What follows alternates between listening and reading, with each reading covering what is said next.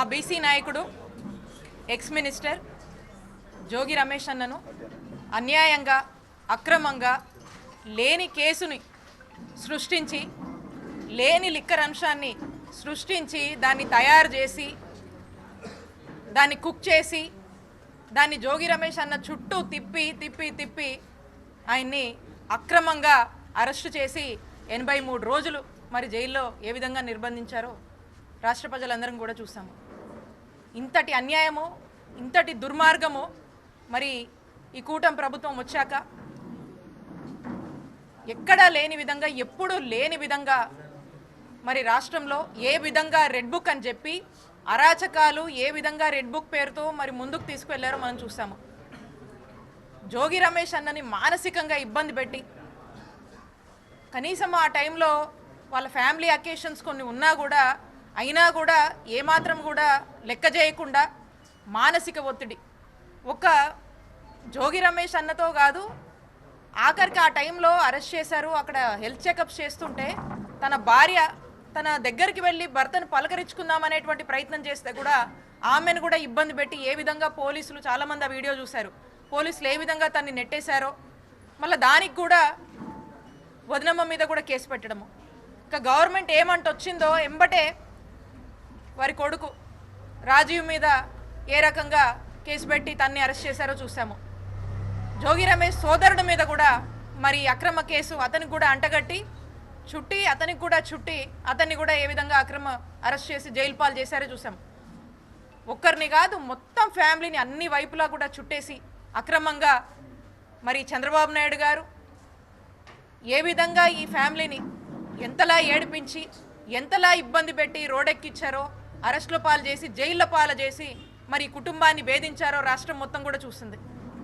ఒక బీసీ నాయకుడు వైఎస్ఆర్ కాంగ్రెస్ పార్టీ తరఫున వైఎస్ఆర్ కాంగ్రెస్ పార్టీ గొంతుకగా జగనన్నకు ఎంతో లాయల్గా ఉండి ధైర్యంగా బలంగా అటు పార్టీని సపోర్ట్ చేస్తూ మరి ముందుకు వెళుతూ పార్టీ కోసం అనుక్షణం తన వంతుగా కృషి చేస్తున్నటువంటి జోగి రమేష్ గారిని మరి వారి కుటుంబాన్ని ఏ విధంగా వేధించారో రాష్ట్ర ప్రజలు మొత్తం కూడా చూశారు. ఇది అన్యాయం.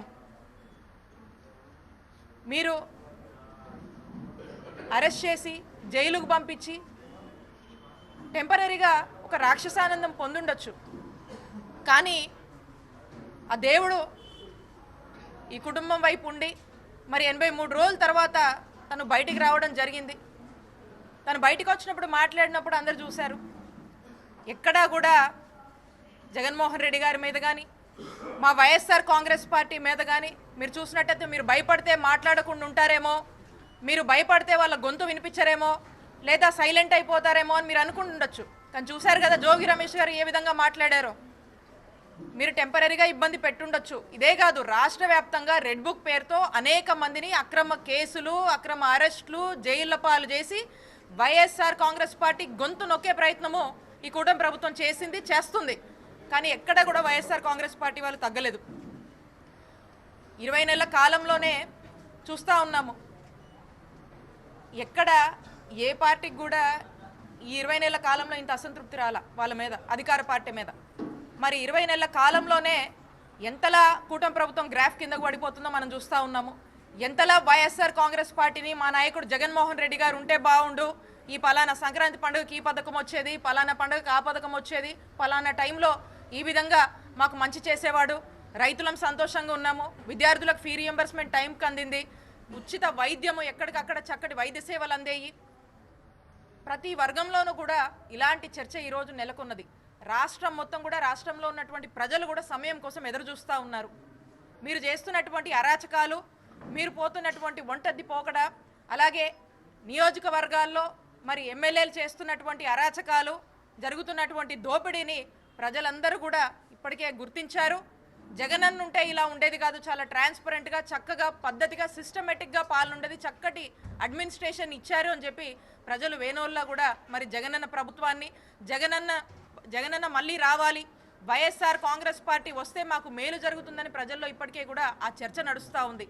మీరు ఏదైతే ఒక సిస్టమ్ రెడ్ బుక్ అని తీసుకొచ్చి వైఎస్ఆర్ కాంగ్రెస్ పార్టీలో యాక్టివ్గా ఉన్నటువంటి వాళ్ళందరినీ కూడా ఇబ్బంది పెడుతున్నారో, జోగి రమేష్ అనే అక్రమంగా అరెస్టు చేసినట్టుగా అక్రమ అరెస్టులు మా నాయకుల్ని మా కార్యకర్తల్ని వైఎస్ఆర్ కాంగ్రెస్ పార్టీ అయితే చాలు ఈరోజు సామాన్యులకు కూడా రాష్ట్రంలో న్యాయం జరిగేటువంటి పరిస్థితులు లేవు. మరి ఏ విధంగా మీరు వేధిస్తున్నారో ఇవన్నీ కూడా ప్రజలు గమనిస్తున్నారు. ఇప్పటికే ఒక పర్సెప్షన్ అనేది బిల్డ్ చేసుకున్నారు పాజిటివ్గా వైఎస్ఆర్ కాంగ్రెస్ పార్టీ మీద. మీరు తీసుకొచ్చినటువంటి red book culture, red book system ఏదైతే రెడ్ బుక్ అడ్మినిస్ట్రేషన్ తీసుకొచ్చారో అదే మిమ్మల్ని దహించి వేయబోతుంది ముందు ముందని తెలియజేసుకుంటున్నాము. ఇప్పుడే సబ్స్క్రైబ్ చేయండి, లైక్ చేయండి, షేర్ చేయండి. వే టీవీ ప్రైమ్, నీ ఉత్తమాభిరుచుల సమ్మేళనం.